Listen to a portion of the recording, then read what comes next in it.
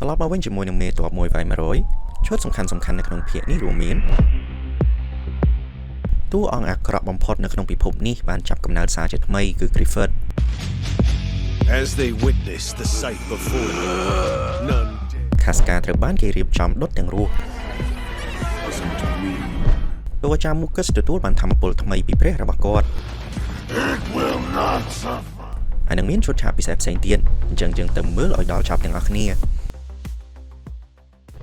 រឿងមួយនេះចាប់ផ្ដើមភ្លាមគឺក្រុមមួយវងដែលប្រពាក់ប្រពូនគ្នាមានមេដែលជាមនុស្សពាក់ក្បាលពពែនោះវងធំនឹងវាបានរត់រួចហើយចំណែកឯ Casca របស់យើងត្រឡប់មកភូមិវិញត្រូវបានអ្នកភូមិមើលឃើញថាដូចជាអរុកអរិយអ្នកតាអញ្ចឹងគេយកអីវ៉ាន់ទៅថ្វាយទៀតផងនៅភូមិអ្នកភៀសខ្លួនមួយនោះស្រាប់តែក្រុមទាហាន Holy See មួយក្រុមវាមករករឿងទៀតហើយវាបានចាប់ក្មេងស្រីម្នាក់ដែលត្រូវជាកូនក្រុមរបស់ Luca ដោយចាប់សុកមិនមានមូលហេតុបែបនេះ Luca របស់យើងក៏ចូលទៅខាត់ហើយជួយការពារក្មេងស្រីម្នាក់នោះប៉ុន្តែក្រុមទាហានព្រះរបស់យើងក៏ទាញខ្សែតីមកវត្តផ្លាច់តែម្ដងទាញបំរុងដាក់ថែមមួយទៀតទៅហើយស្រាប់តែកាត់នឹងមកដល់ចាប់ខ្សែតីទាញទម្លាក់សេះតែម្ដងហើយក៏បានសួរពួកនោះថាតើឯងមានឃើញមនុស្សស្រីមានស្នាមនៅលើទ្រូងឬអត់ពួកនោះមិនបានឆ្លើយតបអីទេថែមទាំងហៅគ្នារបស់វាដកដាវបំរុងប្រយុទ្ធជាមួយកាត់ទៅទៀតកាត់ឃើញថាការនិយាយគ្នាមិនមែនជាមធ្យោបាយគេក៏បានដកដាវធំរបស់គេក្រវាសមួយទំហឹងដាច់ដោយទាំងក្បាលសេះទៅទៀតក្រុមទាហាន Holy See ដោយឃើញថាបរោះដាវខ្មៅមកដល់ហើយគិតថាសមត្ថភាពខ្លួនប្រមាណអ្នកនេះមិនអាចយកឈ្នះបរោះដាវខ្មៅក៏ត្រឡប់ទៅទីតាំងរបស់ខ្លួនវិញ Luca គ្រាន់តែឮថានារីមានស្នាមនៅលើទ្រូងបែបនេះក៏ស្គាល់តែម្ដងថាជា Casca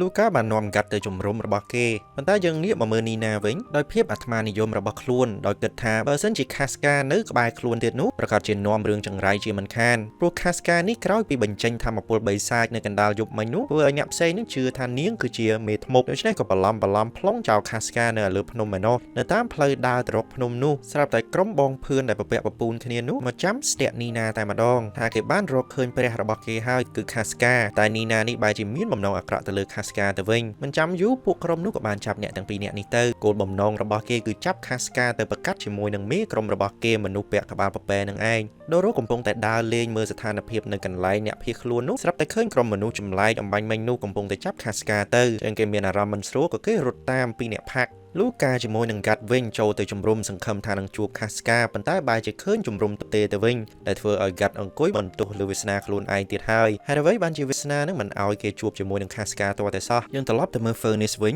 ញទើបតែដុតមនុស្សអស់មួយក្រុមឥឡូវហ្នឹងមានគេមកប្រាប់ទៀតហើយថារកឃើញកន្លែងសម្ងាត់ដែលពួកក្រុមក្បាលពពែជួបជុំគ្នាហើយរឿងមួយទៀតនោះគឺសមាជិកក្រុមរបស់ Holy See ប្រមាណអ្នកត្រូវបានបាត់បង់ជីវិតដោយសារតែជួបជាមួយនឹងបរោះដាវខ្មៅម្នាក់នៅឯជំរុំអ្នកភៀសខ្លួន Furnace គ្រាន់តែឮគឺស្គាល់តែម្ដងបរោះនោះគឺកាត់នឹងឯង Furnace មិនចាំយូរក៏លើកទ័ពរបស់គេតម្រង់ទៅកន្លែងជួបជុំគ្នារបស់ក្រុមក្បាលពពែយើងត្រឡប់ទៅមើល Casca វិញ Casca គឺនៅកន្លែងក្រុមក្បាលពពែនឹងតែម្ដងគេបានរៀបចំពិធីឲ្យមេរបស់គេដែលពាក់ក្បាលពពែនោះមកនិបនិតជាមួយនឹង Casca នឹងឯងហើយនេះណាដែលមានបំណងចង់ធ្វើបាប Casca ដែលត្រូវបានគេចាប់ទុកជាព្រះនេះក៏ត្រូវបានពួកក្រុមមនុស្សទាំងអស់នោះបំរុងនឹងហែកចាប់វះបេះដូងចេញតែម្ដងដូរ៉ូដែលតាមនោះពិតជាបានប្រយោជន៍ពិតមែនគេមានបច្ចេកទេសគប់ថ្មល្អមែនទែនគេបានរើសថ្មចិត្តនោះទៅគប់សមាជិកក្រុមក្បាលពពែដើម្បីពន្យាពេលសង្ឃឹមថាកាត់នឹងអាចមកទាន់ហើយជីវិតនីណានឹងក៏អាចរស់ផងដែរប៉ុន្តែសយអីមិនមែនកាត់មកនោះទេអ្នកដែលមកនោះគឺកងទាហានរបស់ Holy See ទៅវិញដោយថ្នាំចម្លែកដែលពួកគេបានផឹកក្រុមក្បាលពពែទាំងអស់នោះវាស្រាប់តែប្រែខ្លួនខ្លាចទៅជារូបរាងដូចជាបិសាចអញ្ចឹងដែលធ្វើឲ្យទាហាន Holy See នឹងទប់ស្ទើរតែមិនជាប់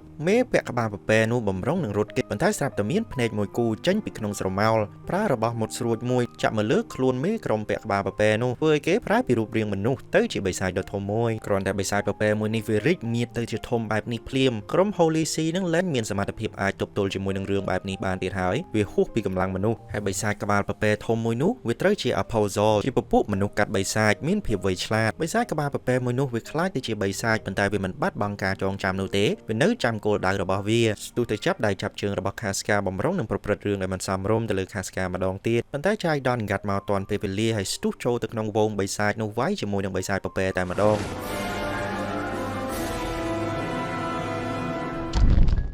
Furnace របស់យើងចាប់ផ្ដើមសង្ស័យជាមួយនឹងសាសនារបស់ខ្លួនហើយព្រោះរឿងរ៉ាវដែលកាត់និយាយសុកនឹងស្រាប់តែមានអារម្មណ៍ថាដូចជាសមហេតុផលហើយក្រោយពីឆ្លងកាត់បាតុភូតនឹងហេតុការជាច្រើនជាមួយកាត់វាដូចជាបើកភ្នែកបើកចំហឲ្យ Furnace អញ្ចឹងហើយបិសាចដែលគេធ្លាប់គិតថាគ្រាន់តែជារបស់នៅក្នុងគម្ពីរនោះបែរជាគេឃើញពិតនៅនឹងមុខគេតែម្ដងយើងត្រឡប់ទៅមើល Doro វិញកាត់នឹងបានប្រាប់ថាឲ្យ Doro នឹងយក Casca ជាមួយនឹង Nina ចាក់ចេញពីទីនេះទៅ Doro នឹងក៏បាននាំអ្នកទាំងពីរទៅតាមផ្លូវដែលបិសាចពពែអំបញ្ញមិញបំរុងនឹងចេញនឹងឯងកាត់បានប្រើគ្រាប់បែកគប់ទៅ ចំមុខប៉ប៉ែហើយបានយកដៃរបស់គេនឹងធ្វើជាខែលការពីការផ្ទុះមួយនោះធ្វើឲ្យប៉ប៉ែបែកមុខខ្ទេចអស់តែម្ដងហើយបានប្រើដៃរបស់គេកាត់កក្បាលប៉ប៉ែដូចជាពេជ្រឃាតអញ្ចឹងបិសាចប៉ប៉ែមួយនោះក៏ស្លាប់បាត់ទៅ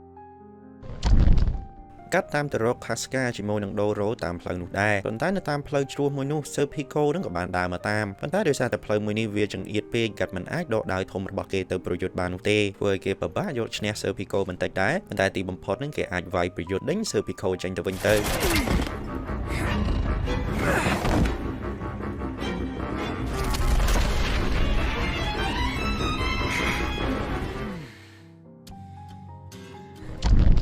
យើងត្រឡប់ទៅមើល Doro វិញគាត់ជួយបាន Nina ទៅហើយនៅតែ Casca តែប៉ុណ្ណោះប៉ុន្តែភ្លាមនោះស្រាប់តែមានភ្នែកមួយគូចេញពីក្នុងស្រមោលទៅប្រាប់ Johann ពីទីតាំងរបស់ Nina ជាមួយនឹង Casca Johann ដើរទៅតាមភ្នែកទាំងគូនោះស្រាប់តែរកឃើញ Nina តែម្ដង Johann រត់ស្ទុះស្ទាត្រឡប់ទៅវិញទៅប្រាប់ក្រុមទាហាន Holy See Nina ជាមួយនឹង Casca នឹងក៏ត្រូវបានក្រុមទាហាន Holy See ចាប់យកទៅបាត់ទៅកាត់មកដល់ក្រោយគេនោះក៏បានសួរទៅ Doro ថាណែ Doro មិនក៏មិនឃើញ Casca Doro ក៏ឆ្លើយទៅវិញទាំងមុខភ្លឺថា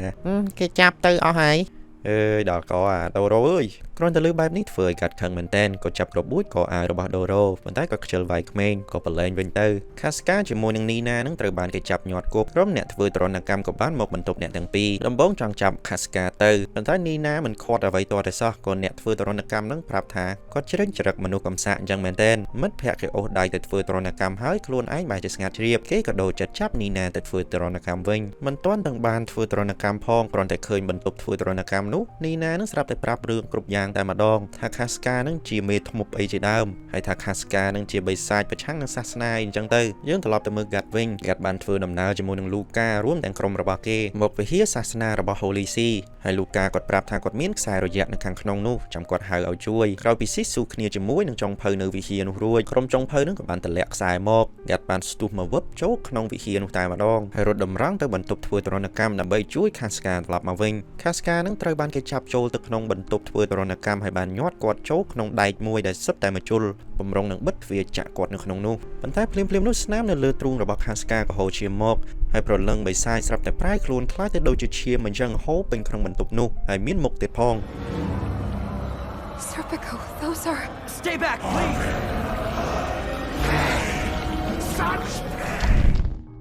ឈាមដែលមានរូបរាងដូចជាមនុស្សនេះនៅពេលវាប៉ះអ្នកណាអ្នកនោះនឹងស្លាប់សល់តែឆ្អឹងនោះទេប៉ុន្តែរឿងចម្លែកមួយគឺថាឈាមទាំងអស់នោះវាបានការពារ Casca វាប៉ះ Casca នឹង Casca មិនអីនោះទេហើយលោកអាចារ្យ Mucus ខឹងខ្លាំងមែនទែនព្រោះសម្លាប់ Casca មិនបានហើយគ្នារបស់គាត់នឹងបានរត់ទៅរកកន្លែងផ្លូវចេញទៅ Commander Furnace ក៏បានដើរទៅតាមផ្លូវចេញនោះស្រាប់តែ Gat នឹងចាប់ទាញចូលទៅកន្លែងស្ងាត់តែម្ដងហើយ Gat បានសួរថា Casca នៅឯណា Furnace នឹងបានឆ្លើយវិញថាគឺនៅបន្ទប់ធ្វើទរណកម្មឯណោះប៉ុន្តែឥឡូវនេះវារឿងរ៉ាវរញ៉េរញ៉ៃចេញបីសាច់ពេញហ្នឹង Gat ក៏ឆ្លើយតបទៅវិញថានាងត្រូវតែនាំយើងទៅទីនោះឲ្យខានតែបាន Furnace នឹងក៏ឆ្លើយទៅវិញថាកន្លែងហ្នឹងសន្តែខ្មោចលោកឯងឈួតទេឲ្យខ្ញុំទៅម្ដងទៀតណា Gat ក៏ជាដៃវាយរូបព្រះនៅមុខនោះផង Furnace របស់យើងហ្នឹងគឺស្ងាត់មកជ្រាបហើយក៏នាំ Gat ទៅបន្ទប់ធ្វើទរណកម្មនោះទៅដល់ហ្នឹងគឺបាត់ Casca បាត់ទៅហើយមិននឹងទៅណានោះទេទៅដល់ឃើញតែផាក់ប៉ុណ្ណោះផាក់ក៏ប្រាប់ថា Casca ហ្នឹងមិនអីនោះទេបិសាចទាំងអស់នោះការពារ Casca ទៅវិញទេ Furnace របស់យើងស្រាប់តែភ្ញាក់ផ្អើលតែម្ដងលើកនេះក៏ស្រាប់តែមើលឃើញផាក់មូលហេតុហ្នឹងគឺដោយសារតែគាត់លែងសូវងប់ងល់ជាមួយនឹងព្រះរបស់គាត់ទៀតហើយយើងទៅមើល Luca ជាមួយនឹង Doro វិញ Luca ហ្នឹងគាត់ស្គាល់ម៉ួយរបស់គាត់ម្នាក់ឈ្មោះថា Jerome ដែលត្រូវជាទាហាននៅក្នុងនឹងតែម្ដងហើយ Jerome ហ្នឹងបាននាំ Luca ទៅជួយ Nina នៅឯក្នុងគុកឯណោះចេញពីគុកមិនទាន់បានប្រមាណផងឈាមទាំងអស់នោះក៏រុំព័ទ្ធអ្នកទាំងអស់គ្នាភ្លាមនោះលោកអាចារ្យ Mucus ក៏ស្រាប់តែមានធម្មពលដ៏ចម្លែកម្យ៉ាងគាត់មនុស្សធម្មតាសោះស្រាប់តែអាចបាញ់ភ្លើងកុំតិចឈាមទាំងអស់នោះហើយស្រាប់តែបាញ់ចំ Casca ធ្វើឲ្យរបួសធ្ងន់ស្លាប់បាត់ទៅហើយគាត់ចាប់ Casca និយាយថាគ្មាននរណាអាចយកឈ្នះកម្លាំងនៃព្រះនោះទេធម្មពលថ្មីនេះគឺជាធម្មពលដែលព្រះប្រទានមកឲ្យគាត់តាមពិតធម្មពលនេះគឺជាធម្មពលរបស់បិសាចដែលមានភ្នែកពីរនៅក្នុងស្រមោលរហូតនឹងឯងហើយធម្មពលដែលជួយ Casca វិញគឺជាធម្មពលរបស់ទារកបិសាចមួយនោះ Doro នឹងក៏ត្រៀមប្រយុទ្ធជាមួយនឹងលោកអាចារ្យ Mucus ដើម្បីទៅជួយ Casca ត្រឡប់មកវិញប៉ុន្តែអង្គរៈរបស់លោកអាចារ្យ Mucus វាយមកនឹងវាបាក់ថ្មធ្វើឲ្យអ្នកទាំងអស់គ្នានេះធ្លាក់ស្ទើរតែជ្រុះទៅអស់ទៅហើយ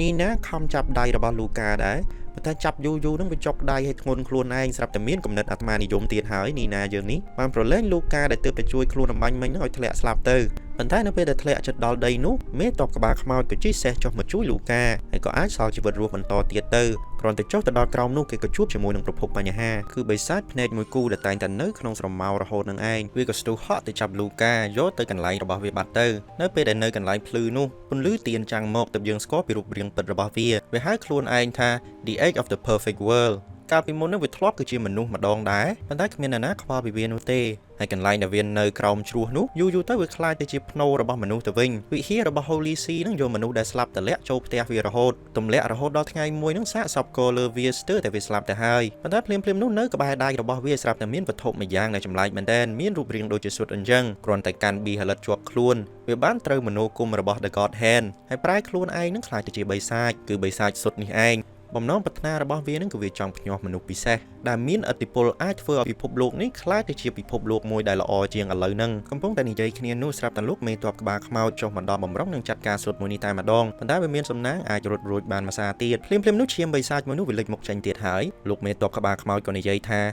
ពួកឈាមស៊ីមនុស្សទាំងអស់នោះគឺវាកើតចេញមកពីអារម្មណ៍អវិជ្ជមានរបស់មនុស្សដែលស្លាប់នៅទីនេះការចងគំនុំការស្អប់ខ្ពើមការខឹងសម្បាជាដើមនិយាយចាប់គាត់ក៏ឡើងសេះរបស់គាត់ជិះទៅវិញទៅជាមួយលូកាយើងត្រឡប់ទៅមើលកាត់វិញកាត់ក៏មកជួបជាមួយនឹងដូរ៉ូហើយឃើញថាលោកអាចារ្យមូកាសនឹងកំពុងតែចាប់ខាសកានឹងដៃកាត់ក៏បំរុងចូលទៅប្រយុទ្ធបែរជាលោកអាចារ្យមូកាសនឹងគ្នារបស់គាត់នឹងដុសស្លាបសចេញមកតែម្ដងគាត់ថានេះជាធម្មពលរបស់ព្រះប៉ុន្តែបើយោងតាមស្នាមលើករបស់កាត់គេមានអារម្មណ៍ដឹងថាពួកនេះគឺជាពួកមនុស្សដែលខ្ចីធម្មពលបិសាចយកមកប្រើហើយលើកនេះកាត់ត្រូវប្រឹងទប់ទល់ជាមួយនឹងមនុស្សខ្ចីកម្លាំងបិសាចមកប្រើរហូតដល់7នាក់ឯណោះ Furnace មើលពីចម្ងាយឃើញលោកអាចារ្យ Mucus នឹងស្រាប់តែយ៉ាប់យ៉ឺនមែនតើហើយមើលមិនដឹងថាជាបិសាចឬក៏ទេវតានោះទេហើយបែរជាកើតកូនចិត្តចង់គ្រប់គ្រងចង់ឲ្យកាត់ឈ្នះទៅវិញលោកអាចារ្យ Mucus នឹងក៏ធ្វើដំណើរចេញទៅជាមួយនឹងអង្គរៈរបស់គាត់2នាក់ទៀតបំរុងយក Casca នឹងទៅដុតចោលហើយពេលទៅនោះវាដោយជាមួយនឹង Doro ហក់ទៅតោងផងដែរទៅជាមួយគ្នាទាំងហ្វូងតែម្ដងហើយគាត់ទុកឲ្យគ្នាគាត់ប្រមាណអ្នកទៀតនឹងទប់ទល់ជាមួយនឹងកាត់ទៅហើយកាត់លើកនេះប្រយុទ្ធទាល់តែដកដង្ហើមធំរាល់អាវុធដែលគេមាននឹងគេយកមកប្រើអស់ហើយ Can't dodge it.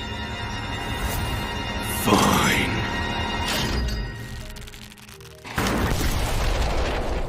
កណ្ដុងធំនឹងគេបាញ់ទៅបិសាចធំគ្រាប់បែកនឹងគេគប់ទៅបិសាចតូចហើយដៃធំរបស់គេកាត់ករបស់បិសាចដែលមានចម្ពុះកាត់ក៏អាចយកឈ្នះក្រុមទាហានរបស់លោកអាចារ្យ Mucus ប៉ុន្តែភ្លាមនោះឈាមដែលស៊ីមនុស្សនោះវារុញច្រានធ្លុះចេញពីក្នុងប្រាសាទមកតែម្ដងចេញជារូបរាងមួយដែលស្រដៀងទៅនឹងម្រាមដៃ5អញ្ចឹងមនុស្សមួយចំនួនជឿជាក់ថាវាតំណាងទៅឲ្យ God Hand យើងត្រឡប់ទៅមើលភូមិអ្នកភៀសខ្លួនវិញពួកបិសាចទាំងអស់នោះវាបានចូលខ្លួនមនុស្សធម្មតាហើយធ្វើឲ្យមនុស្សទាំងអស់នោះខ្លាចទៅជាបិសាចដើរស៊ីមនុស្សគ្នាឯងដែលនាំឲ្យមានការចលាចលហើយភ្លើងឆេះនៅក្នុងភូមិនោះវាឆៃដន់ដូចជារូបរាងស្នាមនៅលើករបស់កាត់អញ្ចឹងឈាមបិសាចក៏ដូចជាមនុស្សដែលត្រូវបិសាចចូលបានដេញតាមស៊ីមនុស្សរហូតរុញច្រានមនុស្សនឹងឲ្យរត់ចូលព្រះវិហារហើយរត់ទៅដល់នឹងគឺជួបលោកអាចារ្យ Mucus នៅខាងលើមេឃនឹងតែម្ដងគាត់បានបង្ហាញធម្មពលរបស់គាត់បាញ់ភ្លើងសម្រាប់ឈាមបិសាចទាំងអស់នោះដែលធ្វើឲ្យប្រជាជនទាំងអស់ជឿជាក់ថាគាត់ពិតជាកូនចៅរបស់ព្រះមែន Fulfill my duty and see this witch burned. The evil in our holy land, brothers and sisters, while we keep these monstrosities at bay. ហើយបានស្ដាប់សម្ដីគាត់ត្រៀមរៀបចំកន្លែងដុតភ្លើងដុតខាសកាទាំងរស់យើងត្រឡប់ទៅមើលកូនសុទ្ធបិសាចនោះវិញជីវិតរបស់វាចិត្តអស់មែនតែនហើយប៉ុន្តែនៅពេលដែលវាដើរទៅឃើញកូនទារកបិសាចដែលតែងតែការពារខាសកានោះឃើញថាកូននោះជួបការលំបាកដូចជាវាអញ្ចឹងទៅក៏វាសុខចិត្តបូជាជីវិតខ្លួនឯងហើយប្រាប់ទៅកូននោះថាវានឹងឲ្យជីវិតថ្មីទៅកូននោះយកបិសាចក្មេងទារកមួយនេះឲ្យធ្វើជាទារកនៅក្នុងសុទ្ធរបស់វាហើយយើងត្រឡប់ទៅមើលកាត់វិញកាត់បានស្ទុះទៅចាក់លោកអាចារ្យ Mucus តាំងពីជាន់លើរបស់វិហារធ្លាក់មកដល់ជាន់ក្រោម Someone clad in black! What was it? ហើយដូរ៉ូដែលតាមជាមួយលោកអាចារ្យ Mucus ដែរនោះបានទៅជួបគ្នាជាមួយនឹង Furnace នៅឯជាន់លើប្រាសាទដូចគ្នាដូរ៉ូឃើញអាកាសល្អក៏ហក់ទម្លាក់ខ្លួនចុះមកក្រោមហើយជួយខាសកាទៅជាន់លើបាត់ទៅកូនចៅរបស់លោកអាចារ្យ Mucus 2នាក់ហោះដេញតាមសម្រាប់ខាសកាដល់ជាន់លើទៅទៀតហើយលោកអាចារ្យ Mucus របស់យើងស្រាប់តែងើបចេញមកវិញទាំងរូបរាងថ្មីមួយទៀតរោមរបស់គាត់រឹងដូចជាស៊ីម៉ង់អញ្ចឹងហើយមូលហេតុដែលគាត់មិនស្លាប់នោះគឺកាត់ចាក់ចំសៀវភៅធម៌នៅឯទ្រូងរបស់គាត់នឹងឯងកំបិតរបស់កាត់វាយលែងមានប្រសិទ្ធភាពទៅលើរាងកាយរបស់លោកអាចារ្យ Mucus ទៀតហើយចឹងគាត់រកចំណុចណាដែលទន់ជាងនេះចែកដល់លោកអាចារ្យ Mucus គាត់ហាមាត់ផ្លុំភ្លើងទៅកាន់កាត់យកដៃរបស់គេចាក់ទម្លុះមាត់របស់លោកអាចារ្យ Mucus តែម្ដងប៉ុន្តែនៅតែមិនមានប្រសិទ្ធភាពដដែលលោកអាចារ្យ Mucus យាដៃមួយទំហឹងវាយចូលមុខរបស់កាត់ធ្វើឲ្យកាត់នឹងស្ទើរតែបាក់ផ្គៀមហូរឈាមចេញពីមាត់ប៉ុន្តែកាត់សម្លឹងឃើញថាទ្រូងរបស់លោកអាចារ្យ Mucus នឹងនៅមានរបួសពីការចាក់ធ្លុះសៀវភៅមុននឹងឯងចឹងដោយមានស្នាមរបួសតិចតួចបែបនេះកាត់បានយកគ្រាប់បែករបស់គេបោះចូលស្នាមរបួសមួយនោះគ្រាប់បែកមួយនោះវាផ្ទុះឡើងបំបែកស្បែកដល់រឹងរបស់លោកអាចារ្យ Mucus កាត់នឹងបានដកដាវចាក់ថែមួយតង់ទៀតធ្វើឲ្យរបួសមួយនោះវាកាន់តែជ្រៅហើយតាំងខ្លួនដូចជាជន្ទល់អញ្ចឹងចាប់ទាញលោកអាចារ្យ Mucus បោះទៅក្រោមបាត់ទៅយើងត្រឡប់មកមើលខាស Casca វិញកងអង្គរៈរបស់លោកអាចារ្យ Mucus បានបំរុងនឹងសម្រាប់ Casca ប៉ុន្តែផាករបស់យើងនឹងក៏មានធម្មពលពិសេសផងដែរគាត់បានហោះទៅមុខអង្គរៈទាំងពីរនាក់នោះហើយបានបង្កើតភ្លើងមួយយ៉ាងចាំងធ្វើឲ្យភ្នែករបស់អង្គរៈទាំងពីរនោះមើលលែងឃើញទៀតដូរ៉ូរបស់យើងរើសគ្រាប់ថ្មជិតៗនោះហើយគប់តម្រង់ទៅអង្គរៈទាំងពីរធ្វើឲ្យអង្គរៈទាំងពីរនេះធ្លាក់ចុះមកមានរបួសធ្ងន់ជើរំឆ្លៀតអាកាសមួយនោះយកដាវនឹងទៅចាក់សម្លាប់ផ្ដាច់ជីវិតអង្គរៈទាំងពីរនាក់នោះទៅហើយឈាមបិសាចមួយនោះវាដេញប្រជាជនឡើងពីក្រៅរហូតចូលដល់ក្នុងវិហារហើយវាឡើងតាមវិហារទៀតផងចេញទាំងក្នុងផងចូលទាំងក្រៅផងធ្វើឲ្យកាត់ជាមួយនឹងក្រុមការងារនឹងរកកន្លែងចេញលែងបានទៀតហើយដោយឃើញថាការបាញ់ភ្លើងរបស់លោកអាចារ្យ Mucus លើកមុននឹងវាមានប្រសិទ្ធភាពកាត់ជាមួយនឹងក្រុមការងារក៏បានដុតភ្លើងធ្វើជារបស់ការពារខ្លួនFurnace ស្រាប់តែតានតឹងក្នុងអារម្មណ៍ហើយចង់លើកដៃសំពះបន់ស្រានព្រះជាម្ចាស់ឲ្យជួយកាត់ក៏ស្ដីឲ្យតែម្ដងថាឆាប់យកដៃនឹងទៅកាន់ភ្លើងការពារខ្លួនភ្លាមទៅលើកដៃបន់ព្រះនឹងព្រះមិនជួយនោះទេកន្លែងនេះបញ្ជាក់ថា Furnace នឹងចាប់ផ្ដើមជឿជាក់លើខ្លួនឯងហើយបោះបង់ចោលជំនឿសាសនាទាំងអស់នោះម្ដងបន្តិចហើយដោយឈាមទាំងអស់នោះវាកើនឡើងកាន់តែច្រើនទៅវានាំឲ្យបាក់ស្រុតវិហារមួយនេះចុះទៅក្រោមតែម្ដងពន្លឺថ្ងៃក៏បានរះឡើងបិសាចក៏ដូចជាឈាមទាំងអស់នោះក៏ស្លាប់អស់ទៅហើយពន្លឺថ្ងៃរះមិនទាន់បានប្រមាណផងរឿងច្រើនមែនទែនកើតឡើងក្រុមទាហានគូសាននឹងបានរុំព័ទ្ធក្រុមការងាររបស់កាតពួកគេនឹងបំរុងចាប់អ្នកទាំងអស់គ្នាទាំងរស់តែម្ដងហើយកំពុងតែប្រយុទ្ធគ្នាទៅមកនោះស្រាប់តែZodចេញមុខមកទៅទៀតក្នុងរូបរាងជាបិសាចរបស់គេហើយមេតបក្បាលខ្មោចរបស់យើងក៏បានទាញដាវចង្អុលទៅទិសដៅមួយកាត់សម្លឹងតាមទិសដៅរបស់ដាវនោះស្រាប់តែឃើញថាកូនក្មេងដែលនៅក្នុងពោះសុទ្ធបិសាចមួយនោះវាស្រាប់តែញាស់ទៅជា Griffith ទៅវិញរឿងរ៉ាវកាន់តែវង្វេងវង្វាន់ទៅហើយហើយZodនេះបែរជាដើរទៅដល់ក្រុម Griffith ទៅវិញភ្លាមនោះទាហានគូសានបែរជាបំរុងទៅចាប់ Griffith ព្រោះនៅក្នុងត្រកូលរបស់ពួកគេនឹងក៏មានជំនឿជឿថាមនុស្សម្នាក់ដែលពិសេសនឹងបានចាប់កំណើតនៅថ្ងៃនេះនៅទីតាំងកន្លែងនឹងឯងហើយគេជឿជាក់ថាមនុស្សពិសេសនោះគឺ Griffith នឹងឯងចូលមិនទាន់បានប្រមាណផងZodនឹងបានវាយសម្លាប់ក្រុមទាហានគូសាននឹងខ្ទេចខ្ទីអស់តែម្ដង Excellent! Look! It's the other right! ក្រុមការងាររបស់ Guard បានឆ្លៀតឱកាសរត់រួចនៅតែ Guard ជាមួយនឹង Casca តែប៉ុណ្ណោះនៅទៅមកជាមួយនឹងក្រុមទាហាន Khuzan ទាំងអស់នោះ Zod បានបន្ទាបខ្លួនឯងធ្វើជាយានជំនិះរបស់ Griffith ហើយ Griffith ឡើងលើស្មារបស់គេហើយជិះហោះចេញទៅបាត់ទៅ Guard របស់យើងក៏បានលួចសេះមួយហើយវាយជាមួយនឹងបិសាចទាំងអស់នោះលើក Casca ជាមួយនឹង Pack នឹងទៅជាមួយខ្លួនដែររត់គេចខ្លួនបានដូចគ្នាហើយនេះជាសាច់រឿងចុងក្រោយនៅក្នុង season ទី2របស់យើងចប់រឿងភាពមួយនេះហើយយើងនឹងតទៅ season ទី3មួយទៀតហើយក៏អរគុណទៅដល់អ្នកឧបត្ថម្ភធំរបស់យើងកាលពីវីដេអូមុនគឺ Villa អរគុណសម្រាប់$2ហើយនឹងអ្នកដែលជួយគាំទ្រ Channel Popo ផ្សេងទៀតជូនពរអ្នកទាំងអស់គ្នាជាមួយនឹងក្រុមគ្រួសារជួបតែសេចក្តីសុខសេចក្តីចម្រើនហើយបើសិនជាចូលចិត្តកុំភ្លេចចុច Like Subscribe ហើយនិង Comment ផងការ Like ការ Comment របស់គ្នាយើងនឹងជួយរុញវីដេអូមួយនេះទៅដល់អ្នកដែលចូលចិត្តមើល anime ផ្សេងទៀតថ្ងៃនេះមានតែប៉ុណ្្នឹងអរគុណច្រើនបាយហើយជួយគាំទ្រ Channel Popo តាមរយៈ QR Code នៅខាងមុខម៉ាស៊ីន PC របស់គ្នាយើងជួយ Channel មួយនេះបានច្រើនមែនតើ